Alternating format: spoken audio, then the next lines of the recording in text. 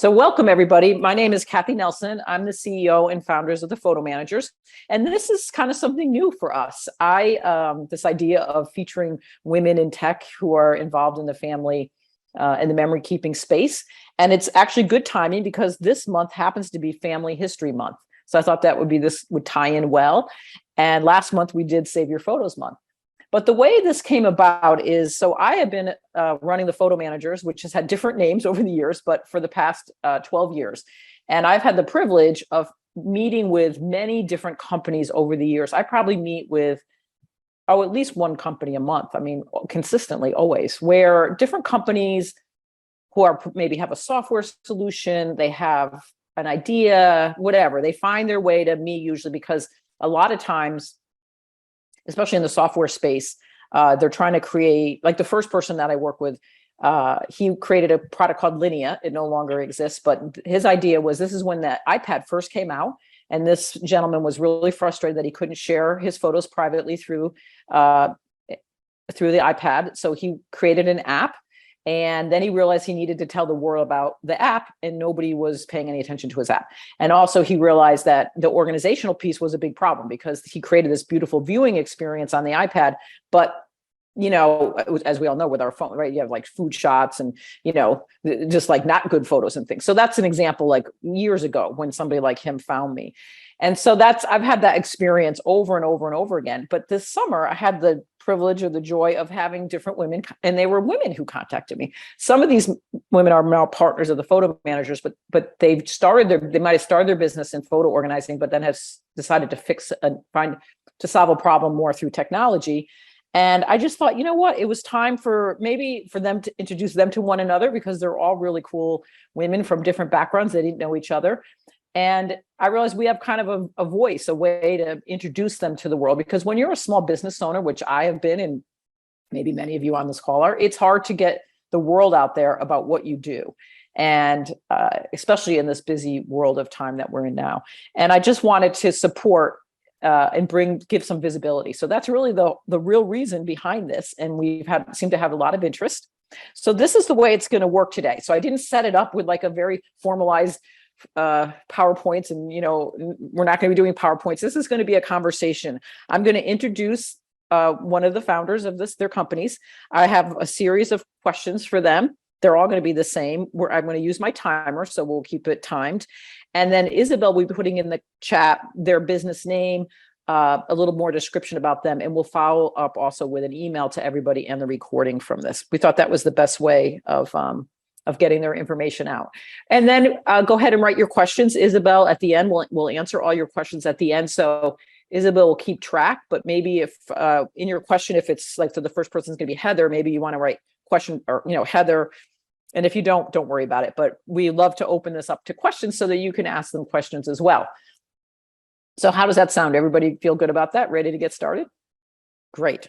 So the first person that I invited is Heather, and she is the CEO and founder of a company called Artifacts. And so Heather, welcome. We're thrilled you're here. And why don't we start out by telling us a little bit about yourself, your past work experience, maybe your family life, a little bit where you live, some hobbies, so we get to know you as a person. Sure. Thank you so much, Kathy. And thank you so much for doing this. It's been a pleasure meeting the other female founders and CEOs, and it's been a pleasure getting to know you and the Photo Managers. So a bit about myself. So I'm Heather Dickerson. I live in Washington, D.C. I'm an avid hiker, skier, sailor, and baker.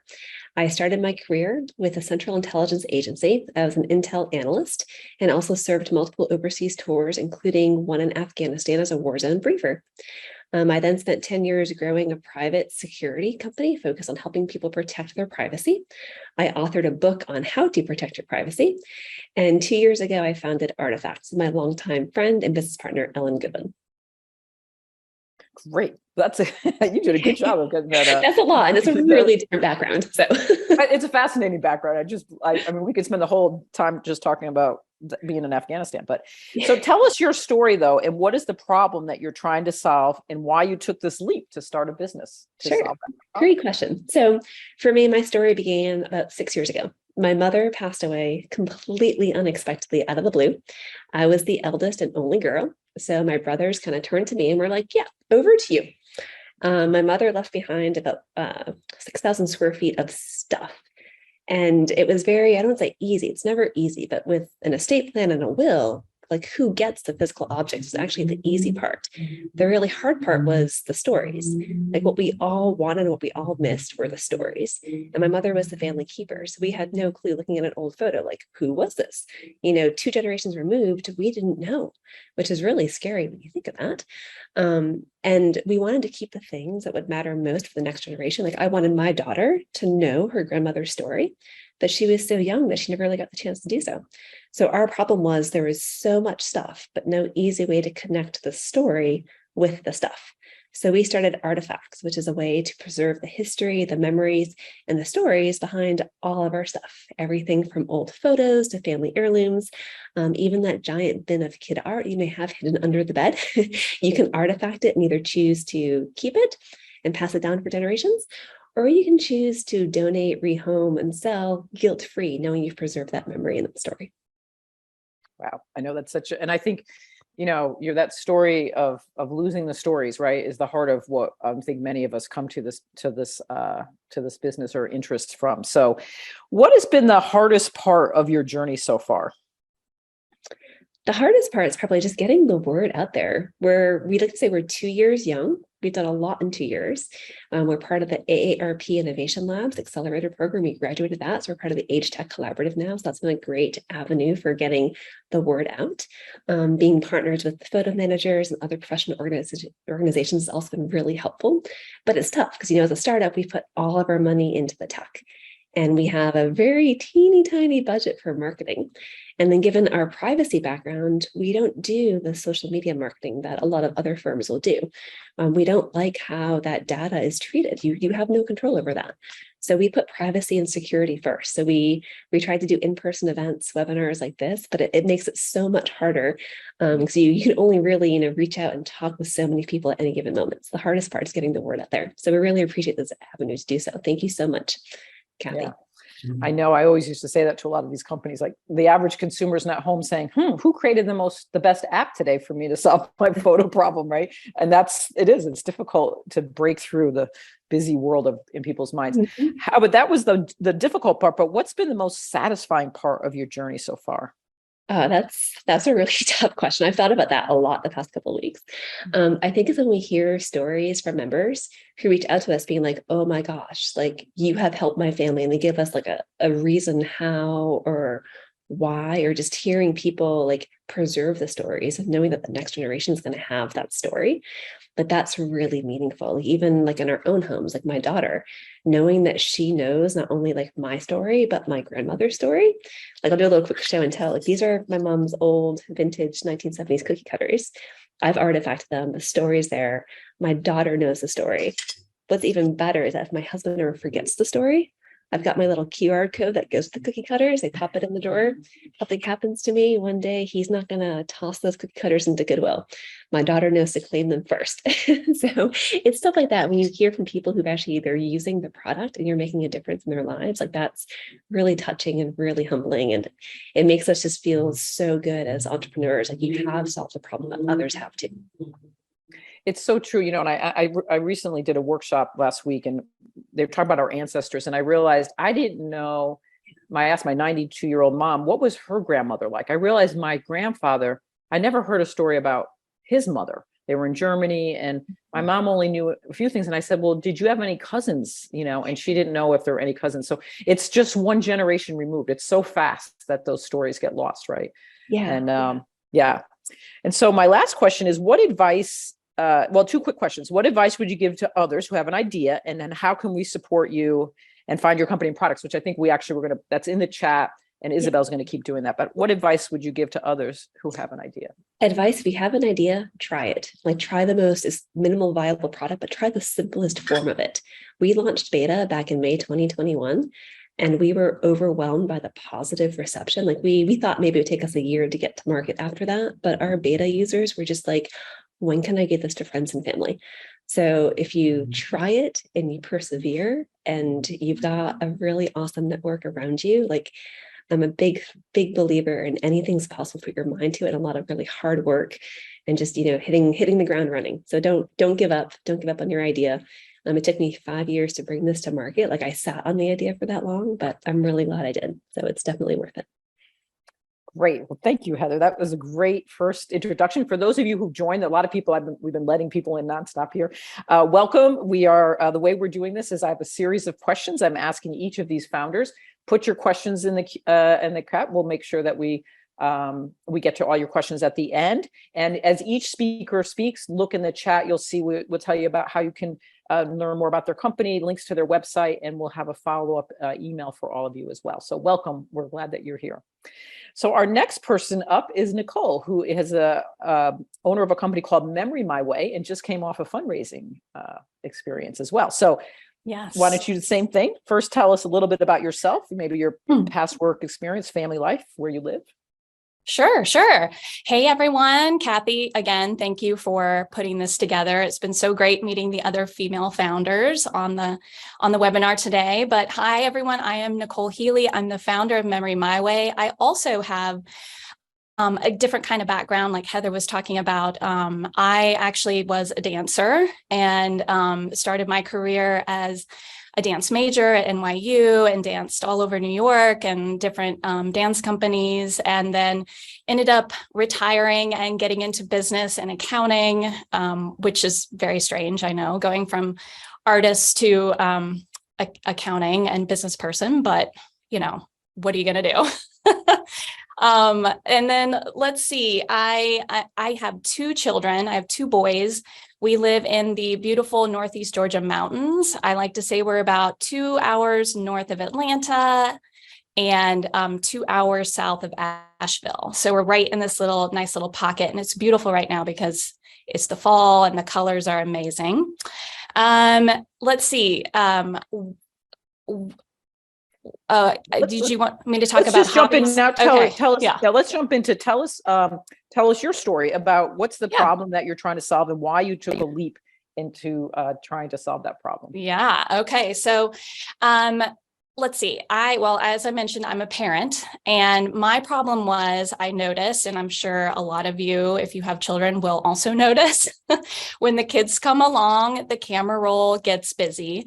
And I like to call parents the parent paparazzi. We follow our kids around. They're our little superstars. We're documenting all the days. And it became very clear very quickly for me that I just did not have the time to put into actually doing something with those memories. It was just completely overwhelming.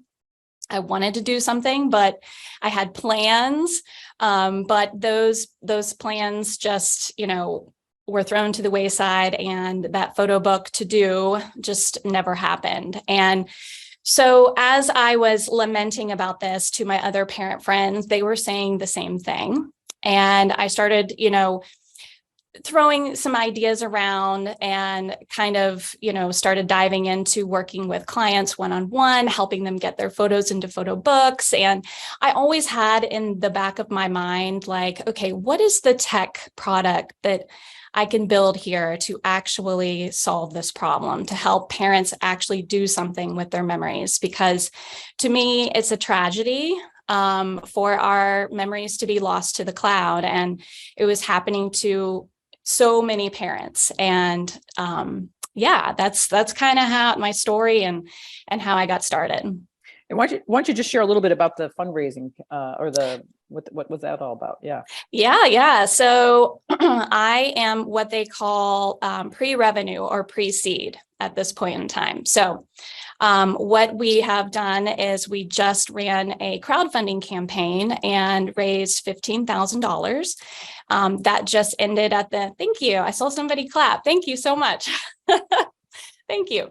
We just finished that at the end of September. And now we are starting to go out and raise our pre-seed round. So I'm actually actively pitching to investors and, trying to put out our first beta product. Okay. So what has been the hardest part of your journey so far? So far, fundraising. For sure. A lot of it is because, I've never done it before. So there's a learning curve, but also, just getting in front of the right people who understand the problem and understand exactly what we're trying to build. And what about what's been the most satisfying part of your journey?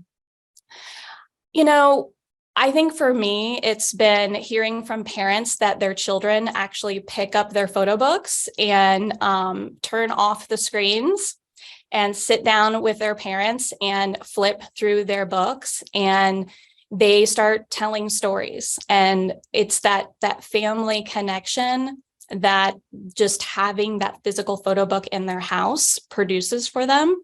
As a parent, it is a thing. The nightly screen battles, like it is, it's a constant thing. And if there's just that moment where they're like, oh, pulling those photo books off the shelf and gathering around together, that is very meaningful and satisfying for me.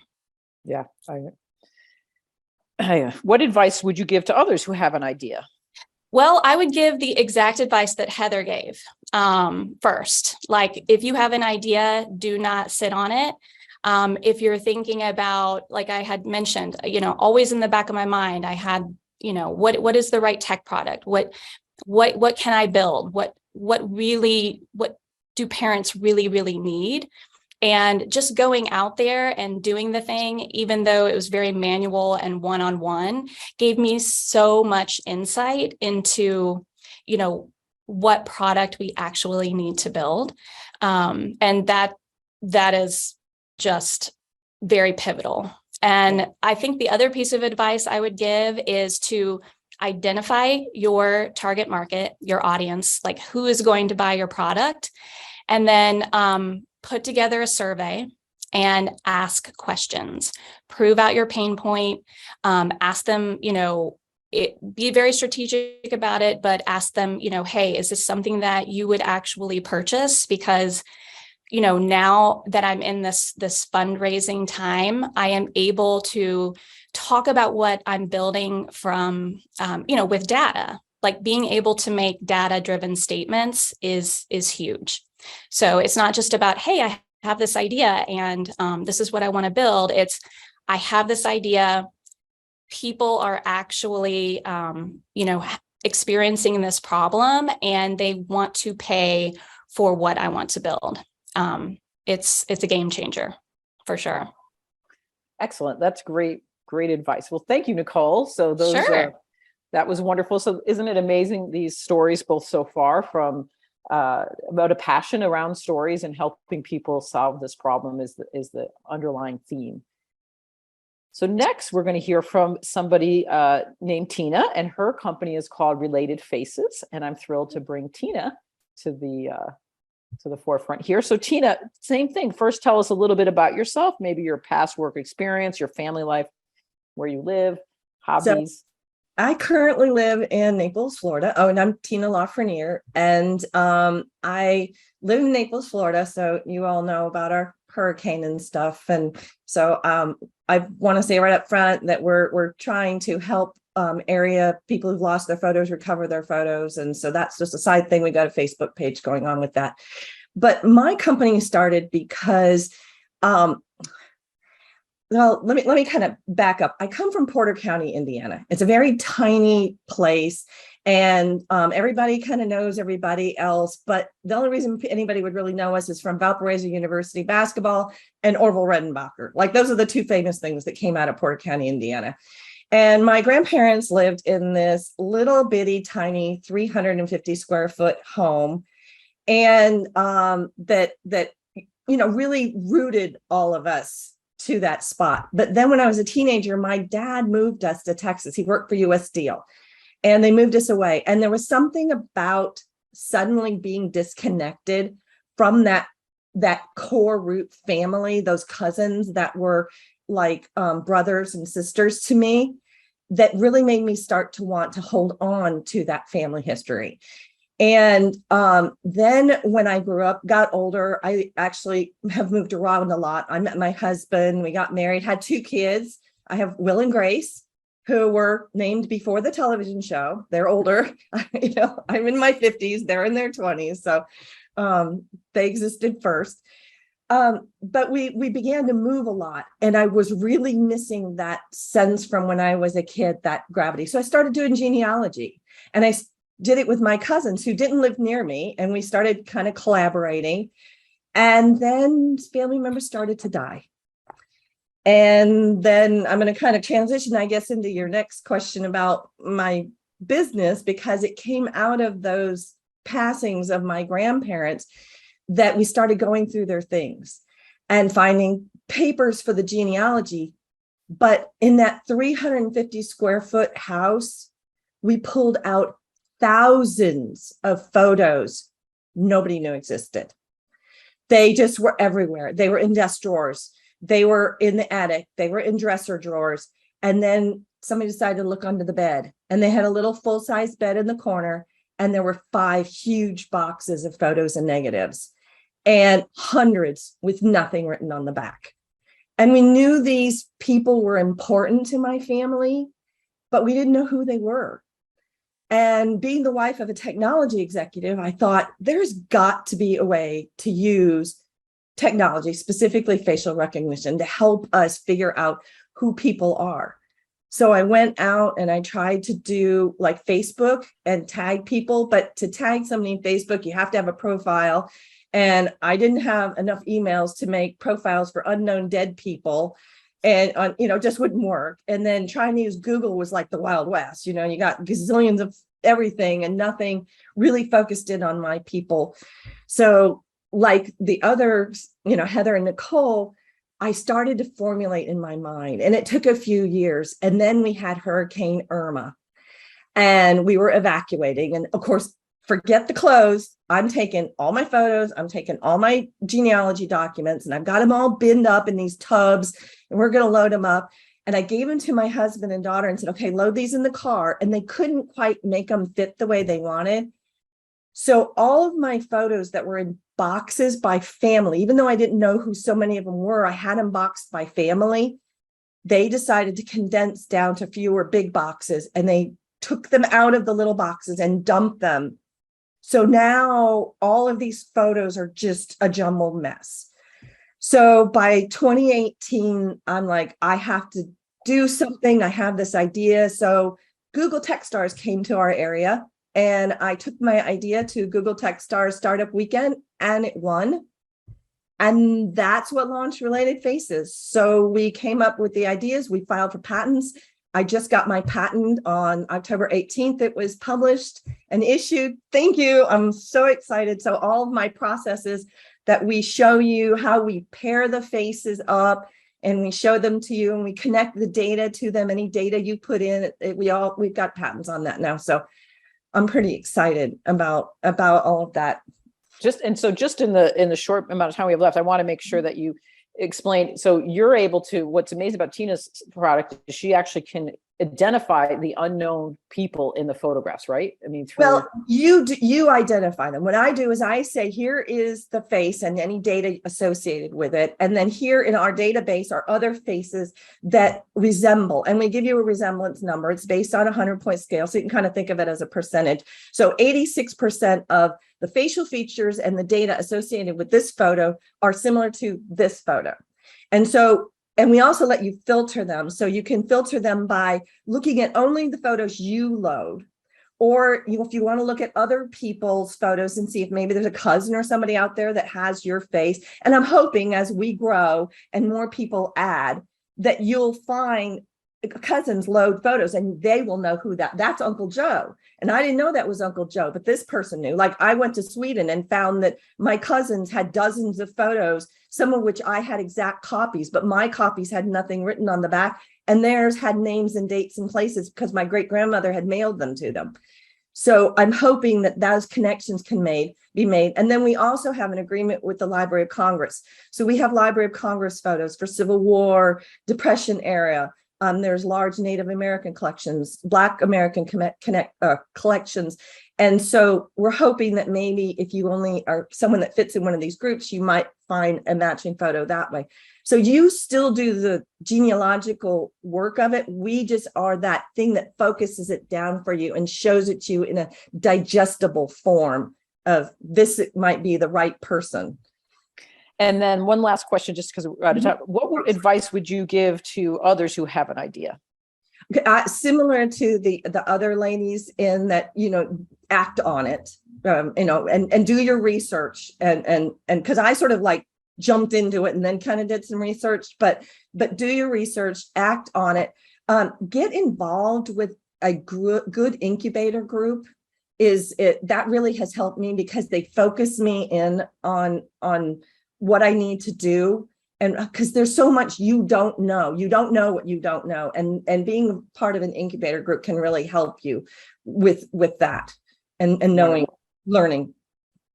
Excellent. Well, thank you, Tina. I know isn't it exciting? And the passion that each person brings, you can hear it in their voices, right? The passion that each of these founders bring to their business. And that, this is the heart of human, like, this is how things get created, right? People have an idea and they go forward and they give it a try. And so we're thrilled again to have all of you here.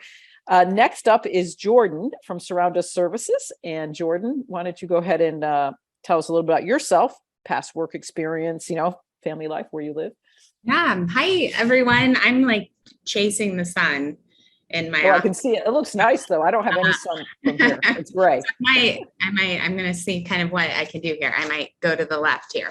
But hi everyone. I'm so honored to be part of this, and so inspired by the ladies who have spoken so far. So I'm coming to you from Colorado. I'm based right outside of Boulder, and I have a background in business. I have my international MBA is the education that I selected when I was getting out of college, and after that went into an MBA rotational program back in Washington, D.C. I worked for a telecommunications company who worked in primarily like big government construction work. We were working on the Pentagon at that time, and really like high profile kind of skid rooms and all kinds of things that at the time I had no idea about, but it gave me a lot of exposure to privacy, security, technology, and telecommunications in general. And I was able to rotate through all kinds of different aspects of a company. So I got to spend time in human resources, finance, marketing, sales, and really just kind of get a crash course in how businesses operate. And so after that, I moved on and started working in professional services. I went to work for NetSuite, which was a big SaaS company that was later acquired by Oracle, which a lot of people are more familiar with. And what we did was we worked with companies who were migrating from one, software system to another. And so we did a lot of data migration, and we helped companies, take all of their customer data, all of their financial data, and scrub it and get it, into a system that worked well for them. And as part of that, we also set them up with processes, standard operating processes, so they could be really efficient in how they operated. And so I was ultimately responsible for the North America retail group. So we worked with big retailers, and I learned a lot. I did that for about, a decade or maybe a little longer. And in the middle of all of that, I became a mom myself. I've got 8-year-old twins, a boy and a girl. And so I've also, been figuring out how to be a working mom amid everything else. I got to do online kindergarten with twins during COVID. So that was, super fun. And that was right when I was starting my business. So it's been an interesting couple of years. I'll tell you that. So that we could do a whole session on Right. the challenges of being working moms and or women in business as well. So Jordan, what was the problem that you set up with your business to solve, and why did you take that leap to become an entrepreneur? Yeah, so I think that I feel so much synergy to like Nicole and Tina and Heather. So much of what you've said, but I think for me, my unique perspective was that I had this kind of professional services vantage point, and I just felt the total overwhelm, and I felt like, gosh, this is really something that I think people need some support with. There's so many great technologies out there, but oftentimes I think it's really hard to evaluate what might be best for you and your data, set specifically. Some people are going to prioritize, certain aspects over others. Genealogy might be more important to one person, deduplication or consolidation might be more important to someone else. And so I really wanted to bring kind of like a personal IT support and digital organizing service to market, and let people know that you're not in here alone. You don't have to just go to these, hardware companies who are helping you with their technology, because so many people, are what I call like system agnostic and are crossing boundaries between all of these different companies. And so I really wanted to bring a solution, to market where people could get some help. And what's been the most satisfying part of your journey so far? Well, I would say that so our one of the our primary offering right now is something called Tech Circle, and it's a monthly membership, and we've got 3 different tiers that people can subscribe to basically, and they're able to contact us almost like a geek squad of sorts. But our premier tier includes like a maintenance where we actually there's an account manager that works with you, and you have someone there supporting you. And what we've seen, it's just taken off, which has been amazing to watch. But what's been so rewarding to see are like the account managers are copying me on these emails going out to a lot of these busy working moms that I just feel like so aligned with. And they're like, hey, busy mom, just wanted to let you know, I brought in, 300 of your husband's, photos. I deleted, 200 of them because they were a bunch of car parts, and, tagged all of this stuff. And we're going to, get, these over, and we're starting to work on your books or something. And I'm just like, that's amazing.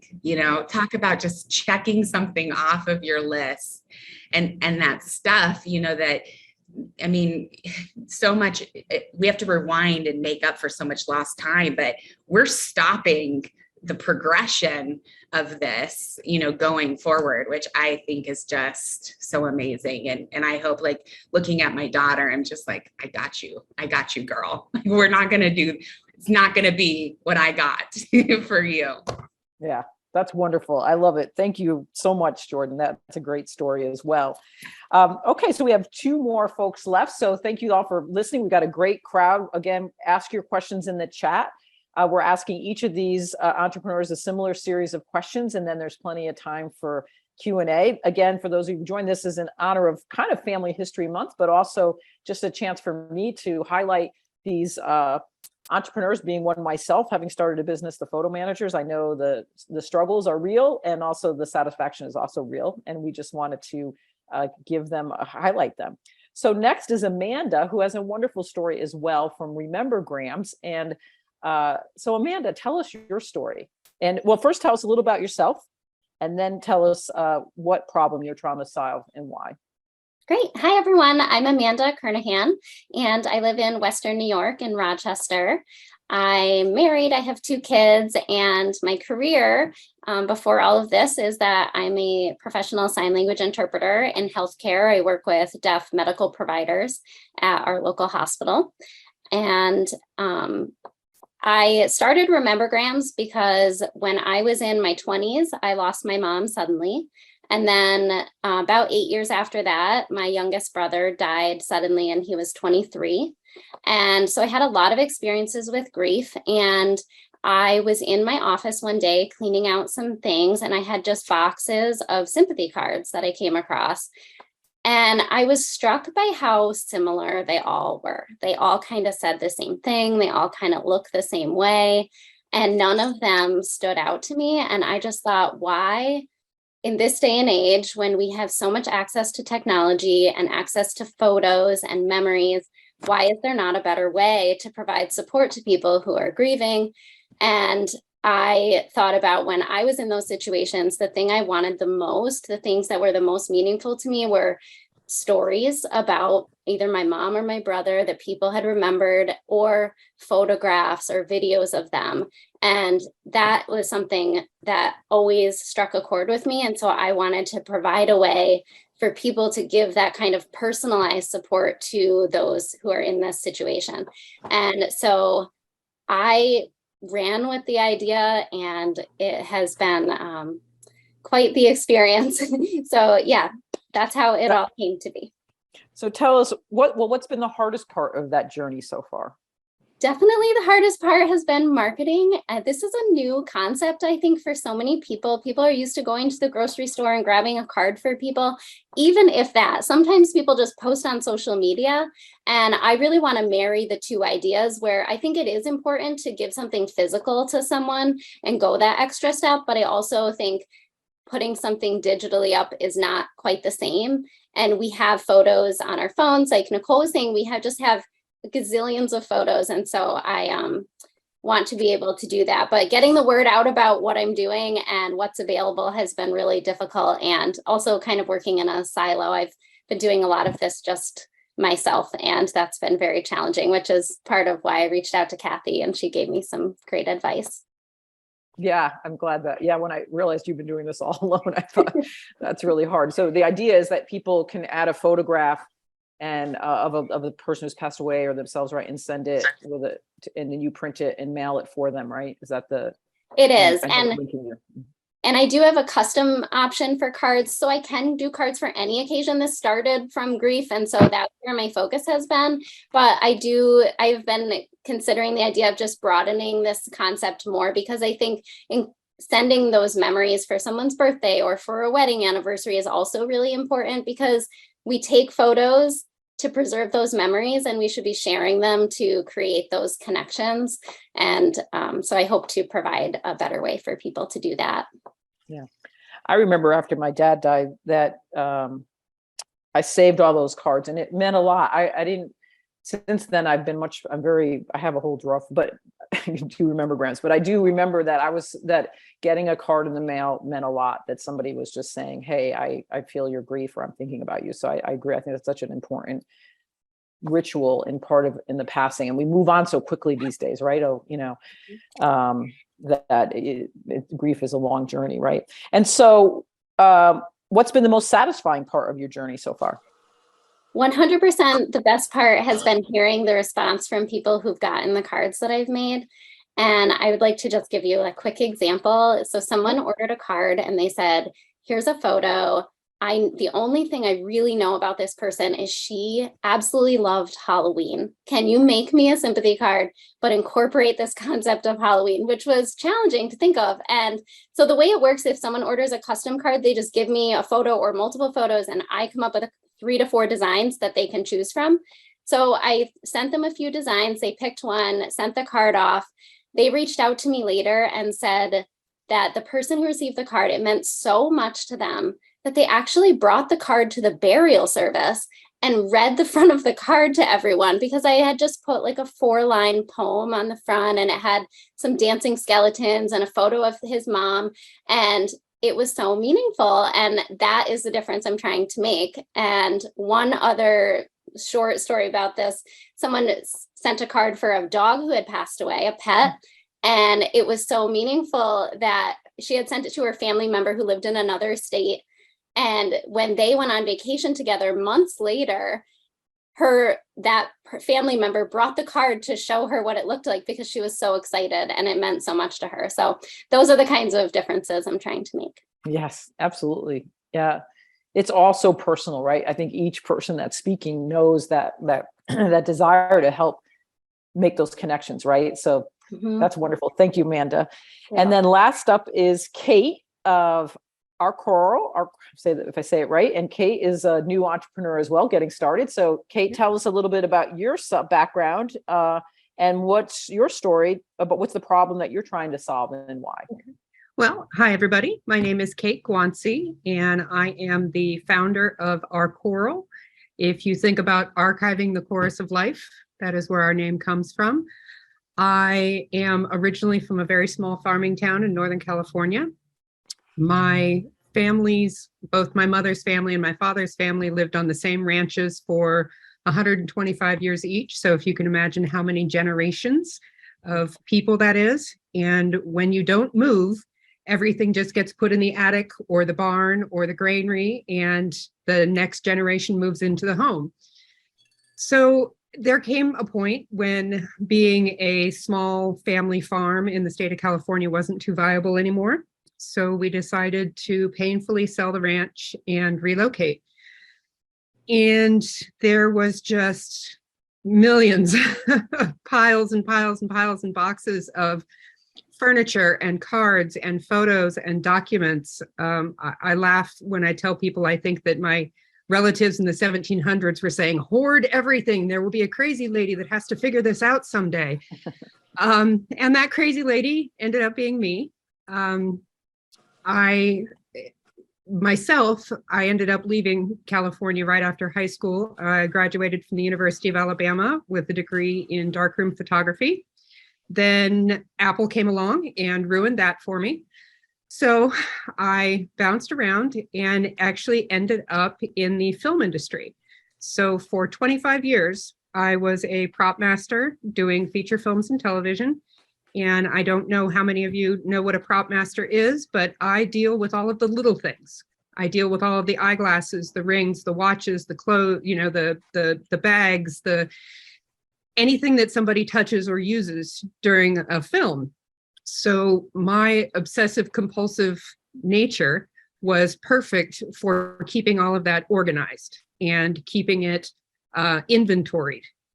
So when I received all of this, several moving trucks, not kidding, worth of family heirlooms, it drove me crazy trying to figure out what to do with it all, how to organize it all, how to put the family lineage back together, how to know what piece of furniture, was it grandma's or was it great-grandma's or was it great-great-grandma's? And what's the story behind it? And what kind of life did it live? And that can be spoken about with everything from a photo to a document to a family heirloom, piece of furniture, clothing, the stories behind all of that stuff.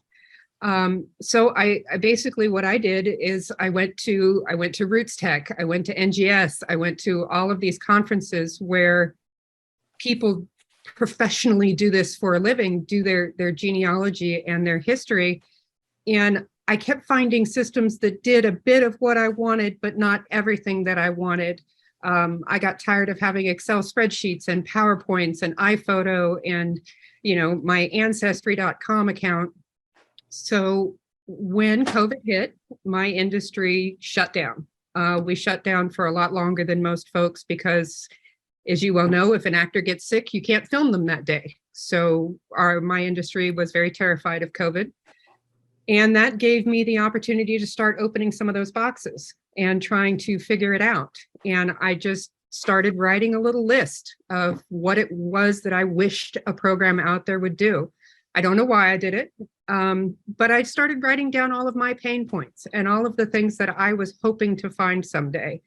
And just one conversation with one person led to a conversation with another person. And within 2 years, I have a global team helping me build this product, and it's humbling, and it's exciting to not only be able to do what I need to do with my collection, but hearing what I can help other people do with theirs.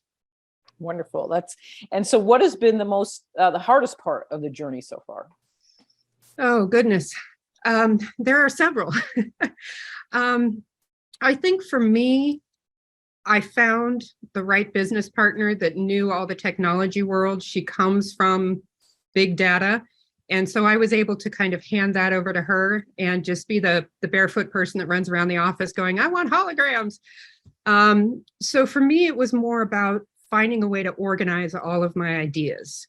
You know, I want the calendar to do this. I want the indexer to do that. I want my photos to do this. I want to be able to share this with somebody like this. So when you just start having these ideas in the shower in the middle of the night, I needed a way to capture and to curate ideas before I could actually send them off to Laverne to make magic.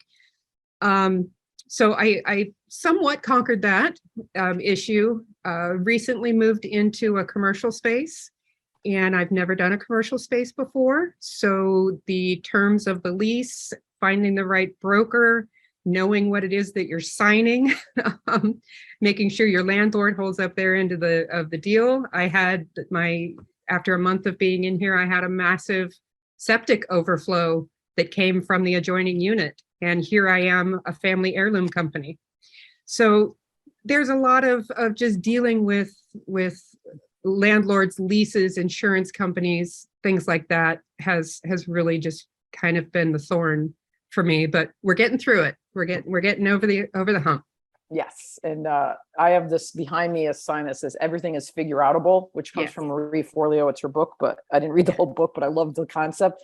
And as an entrepreneur, I think most of us in life today have to go with that attitude that we can figure things out, because there's a lot to figure out. Last question before we go to a general Q&A is, what has been the most satisfying part of your journey so far? I'm a big believer that the right people come into your life when they need to, you know, when you need them and they need you. And just being open to receive those people and their knowledge. None of us can do any of this by ourselves. None of us have all of the answers. So when I start collecting these people in my world, the reaction that they get when they see what it is that we're creating and just the huge scope of what we're doing and how many problems we're going to solve for the masses is really just satisfying, because it all started from me just trying to solve what to do with several moving trucks. And now I'm learning that I'm going to be able to help so many people on such a broad scope. It's not just genealogy. It can be used for an infinite amount of applications. And that's the satisfying thing. All right, Kate. Well, thank you. I noticed, the theme I think that runs through all this is everybody's desire to help people, right? To solve a problem that they saw and then to provide a solution, which I think, and then the idea of stories, right, runs so deeply through this. I always try to tell people, when I say I started the photo organizers, we switched the word to management, but I always say organization was really always just a means to an end. That to me, it was always about the importance of telling your stories. And if everything was all unorganized, you couldn't get to that next step, right? Because we're people of stories as humans, right? We connect. And this webinar today has really been a webinar of stories, of each of these women's stories. So hopefully you feel inspired by this. And Isabel, I see a lot of messages. I haven't looked. I see 40 messages, so I haven't looked at any of them yet. And I'll let you take over and ask the questions and see what people have questions. Before I ask specific questions to specific people, we do have a few people wondering just generally where you would find the technical support to make your vision live, and kind of those that don't have the technical background, if they have an idea, how can they make that a reality? Well, I will, is it okay if I go? So I would say, I am not a technical founder. And what I did is just start reaching out to developers, technical people, advisors. I forget who mentioned it when they were talking about, but they talked about joining groups of people and putting out the question like, hey, I have this idea. Who can I talk to about what it's going to take from, a technical perspective? That would be my advice there, and that you can build a tech product without a technical background. You can, because you have the insight about that product that that a specific technical person may not have. And then you just need to be able to communicate the differences in your product and how you want it to look and feel, and what you want it to actually do. But you don't need a tech background. I don't know if anyone else agrees with that. I'm going to I would piggyback what you say, Nicole, because I totally agree. I'm not a technical person. My husband is. He's a tech executive. My daughter is a UI UX designer. She designed our website. But I wrote our patent, and it's not technical. It's about the processes of how this works. And then from that patent that I wrote, I went and we started to develop, and we scrapped 6 times before we actually launched a product in February. And I said, here, this is the outline of what I want it to do based off of this patent idea that I have. And so I have a finance degree. I used to be a mortgage loan broker, assistant vice president. That's where I came from. But you can do it. So they're right. You have to start writing it down and figuring it out and using Lucid charts and figuring out this is how it's going to flow. Just start doing it. Start playing with it. Yeah. Yeah. I mean, I even, my very first iteration, if you will, was actually drawing out what I envisioned and why I wanted it to go this way or that way or whatever. But yeah, it's sort of that back of the napkin idea, right? You're just writing it all down. So I'll jump in too. I think that there's kind of, some misconceptions on what's technical. I think that there's, within the technical world, there's functional technical people and then technical people.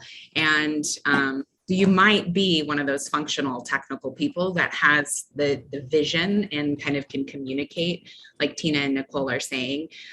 Startup weeks are in most cities now, and they have the incubators that like Heather and I don't remember somebody else. Yeah, Tina, you mentioned as well. Those are great, but they also have they typically organize events where you can go and pitch your functional concept to people who do coding and things like that. So get involved. There's an old adage, get to market early, innovate often. I think everyone essentially said that as their advice. And so just start talking about it and find somebody who's more technical than you. That I would also say take advantage of the free webinars. Since that's a beauty of COVID, there's so much online, but AARP has a tremendous series of webinars for product design, for UX design, for accessibility if you're designing for an older audience. Same with Amazon, AWS, and Google, and even Carta. They all have really good webinars that bring in technical experts and help point you in the direction of what type of tech do you need or what type of partner or team to help answer some of those early questions. Yeah. I'd also like to throw in there that a lot of times I think in the types of things that we as a group are doing are with a different side of the brain than the ones that are actually going to code your site. So don't down on yourself because you don't understand when they start talking about AIs and plugins and UI, UX and all of this grammar. Because when I had my first phone calls with my business partner, I had no idea what she was saying to me. I really didn't. It's a completely different language. But as you start seeing your vision implemented in these things, I now speak a language that I never cared to. I never wanted to, but I'm not going to code. I don't know anything about it. I don't want to learn it. That's her job. I just want to stress that when you're going and you're talking to these people, don't let their verbiage and their processes hold you back in any way, shape, or form. Because the one that you need to find, the person that you need to find to help you is the one that's going to understand what you're trying to get to and help you get there. It's your job to bring the idea to them and their job to implement your idea. And that's just the one big thing I want to say is don't let that gap hold you back, because you will figure it out as you go. You're right. You're absolutely. I'm going to just absolutely say Kate is completely spot on, because I had a team of 4, and they would tell me, I would say, thank you for making this happen. Thank you for making, they're like, no, you made it happen. It was your idea. Mhm. We're just taking what you thought of and we code it. We put the pretty picture on the screen. We make this work. Yes, Now, yes. that's not to downplay, because mine is very data heavy, and we had to do a lot of cross-referencing and database, and it is very, very technical. But even sometimes they would get into where it wasn't working right, and they literally put the code on the screen. And I, on several occasions, actually found the problem written in the code. I will never I'm do not a that. coder, I will but never I do that. found the problem, right? So absolutely don't, just because you don't code doesn't mean you don't have a fantastic idea. Yes, 100%. All right. So just for the interest of time, I asked Isabel to just pick 2. Maybe if there's some people are answering people's questions personally too, like some of the speakers that have been able to look at the chat at the same time. But we'll just, if there's like 1 or 2 questions per speaker, and then and also would love your feedback if we should do this again, if there's interest in bringing, also if you know other people that you think we should be introducing to the world. I don't know everybody. Somebody asked that on our private members Facebook group, like, how come you didn't invite? I'm like, I don't know that person. So we're happy to continue this, and or if there's other topics that you'd like us to bring to you, we would be happy to do that again. But go ahead, Isabel. Any specific questions for? Yeah, so I will start with Heather. We have a question about the QR code you demonstrated, and if you can elaborate a little bit on that. Oh, it looks like you're still muted. Sorry, everyone. So on our platform, either web or app-based, you can, anytime you create an artifact, you have the ability to generate a QR code. You can generate a QR code for the single artifact or your entire collection. You can then easily click print. You get 3 sizes to choose from. You can then safely attach it to the physical object. This ensures the next generation has to go through your stuff one day. They then know what the story is behind the object, why it was important to you. Even you can include in the story what you want them to do with it, sell it, donate it, keep it, pass it down to so-and-so. It's a really useful tool, one that a lot of our members use. And you must have tutorials or little explainer. Yes, we have a YouTube channel. You can go to Artifacts, ARTIFCTS on YouTube, and we have a bunch of different explainers and pointers and tips, very short videos that show you how to use the QR codes, how to export. You can also export everything in Excel spreadsheet or PDF, but there's a lot of functionality in the platform. Great. And a question for Tina, is your service strictly for the US, or is it international as well? It is international. You can just go to https://relatedfaces.com and you can read about it. We have, my daughter has done a great job, and so we've got a how-to page, and we do have a YouTube channel, so you can go out and see some YouTubes on how the product works. But my hope is, my real desire, especially since I went to Sweden and saw all the photos, they had photos of my brother. They had photos of my mom. And these are people 7 years ago, I didn't know they existed. And we found each other through genealogy, but the connection has been through all the photographs that we have that are the same of our family, that were sent back and forth by my great grandmother to her dead husband's family. So yes, I want it to be international, because I think that somewhere out there in Slovakia is somebody who knows who some of the photos in who they are. They're so-and-so's sister, they got married, here's the wedding photo. It is completely international, and I really, really want it to grow that way. Thank you. And speaking of the growth worldwide, Tina, how many ethnically diverse faces are in your database? So because we have the Library of Congress photos, we have quite a few now. Because remember that we are new, so we're hoping that our database will grow. So I know that one of the questions about facial recognition has been misidentification, but we're not identifying for you. We're presenting them to you, and then you have the ability to accept, decline, set it aside in uncertain. We have an uncertain page if you want to think about it some more. So you have the power to decide. But the key to facial recognition is the quality of the photo, the pixel count. The lower the pixel count, the more pairings you're going to make.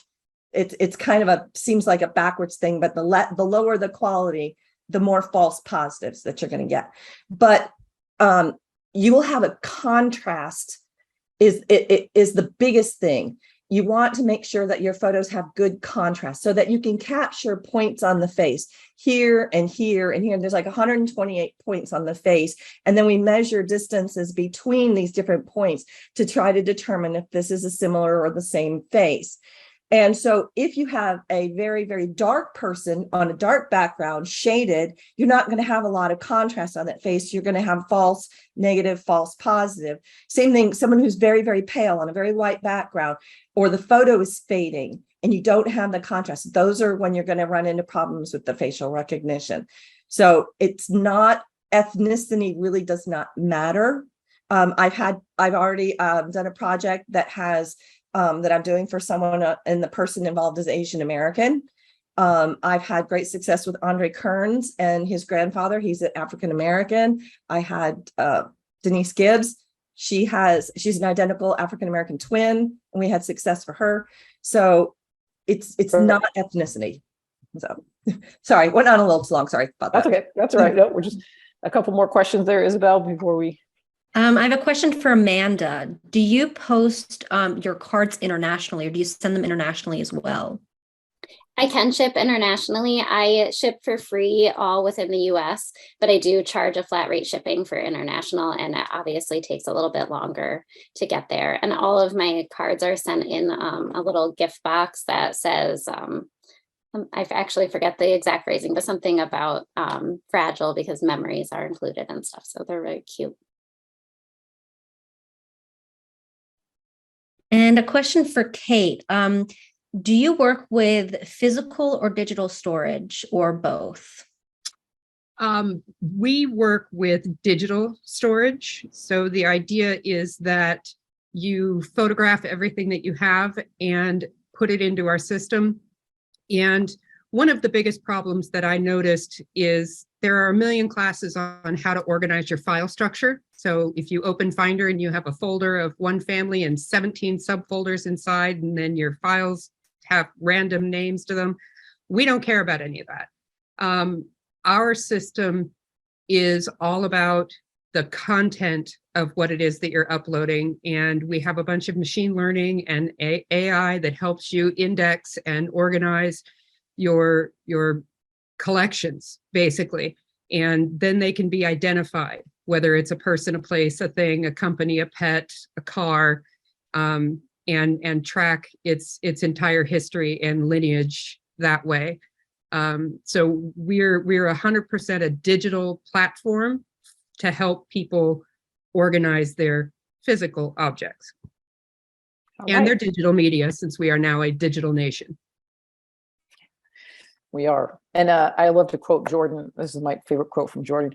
The average family has more digital data, right, than the small business did 2 years ago. They just don't know it yet, right? Or something like that. It was a great Jordan quote that I quote all the time, to give people a visual idea of, because so many people come to, when I tell people what I do or something, they say, oh, everybody thinks that they're the only one who has the problem. They're like, they whisper almost, or they want to say, oh, but I have, like, I'm always like, no, you and the whole world has this problem, and it's not your fault that it's like that. So that was it for the main questions. Thank you so much for everybody's attention today. Thank you to these 5 amazing women who, right, or did we get to 6 amazing women who are, really just taking that risk, right? They all said it's hard and it's exciting at the same time.